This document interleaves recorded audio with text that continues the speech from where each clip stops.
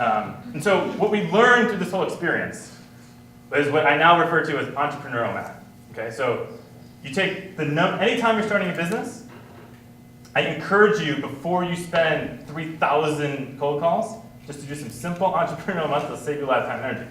So the amount of money that we were able to make as a consultancy, no matter how big your consultancy is or how small, is multiply the number of hours that you can bill times the dollar amount you're billing, and that equals your revenue. And that's it. It's very, very simple. If you think about Deloitte Consulting, that's their thing. They just changed that 75 to like 275, maybe 575. And then they bump up the number of hours. But at the end of the day, the amount of money they can make is subject to this equation. It's very simple. So it took me a lot of cold calls to really understand this. But now I can confidently tell you that is not a good business. So I graduated in May 2001. And we kept doing this over the next summer.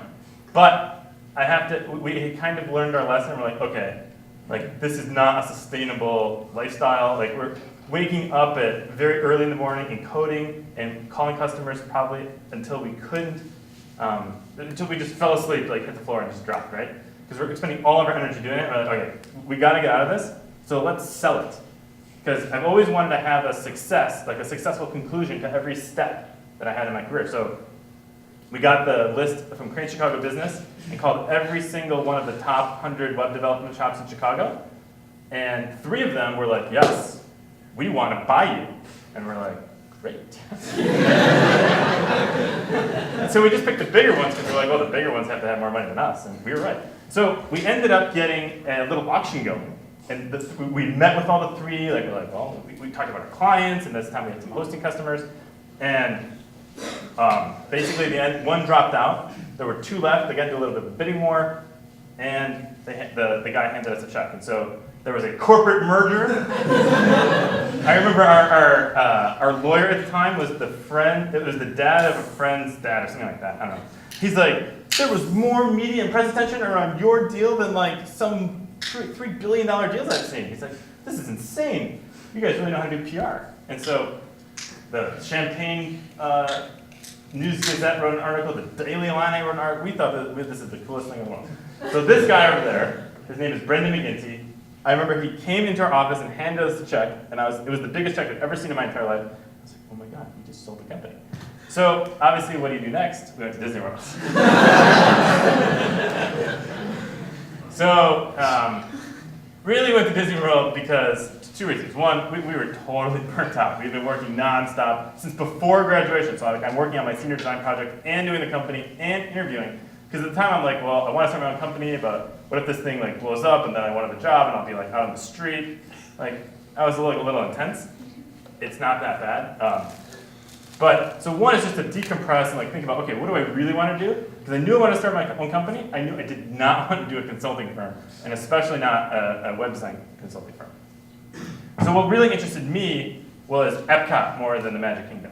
So if you think about the Magic Kingdom, really what they're doing there is escapism. They're trying to bring you into this place that is a fantasy. It's an escape from reality. It's escape from what your everyday life is. And they do a really good job at submersing you into this fantasy. And I enjoy walking around the Magic Kingdom. But for me, Epcot represented a total different kind of release or escape, which was here's what the world is. Here's reality. And here's what could be. And I've always been interested in Disney and what could be and amusement parks and the World's Fair. And so for me, I walked around Epcot and I was like, wow. First of all, it was 2001, so like the internet is like really going crazy right now. And Epcot, they have in the front of Epcot, they've got the World's Fair where they're talking about here's the future of this, here's the future of that. And it was totally stimulating my mind. And I'd always been interested in amusement parks. I worked at Six Flags as a ride mechanic and wanted to build my own amusement park. So we went here to do research.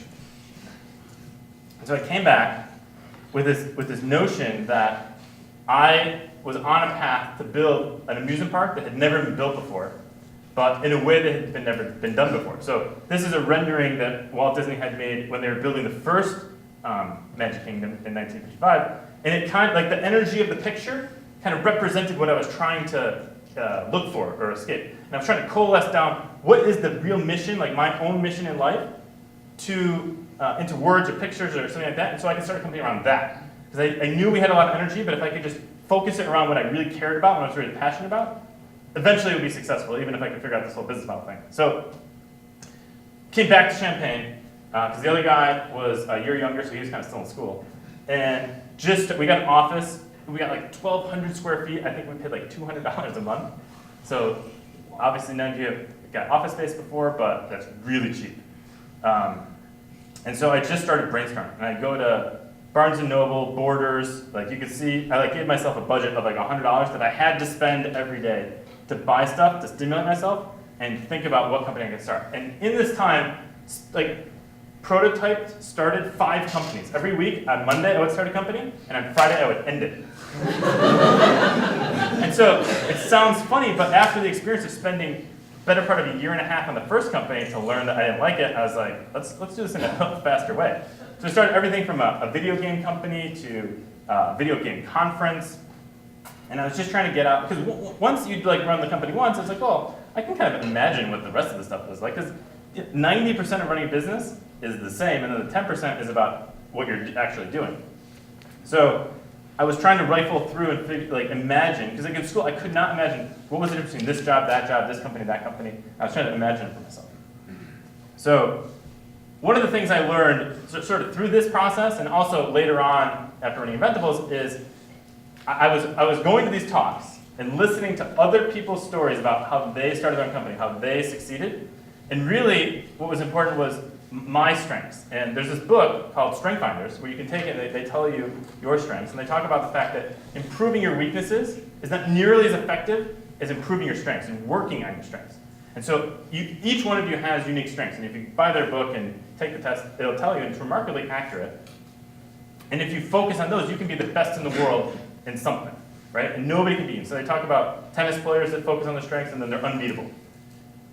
So I took this and tried to figure out, okay, what businesses would be on my strengths? What roles would I need to be in to best leverage my strengths? And how can I improve them?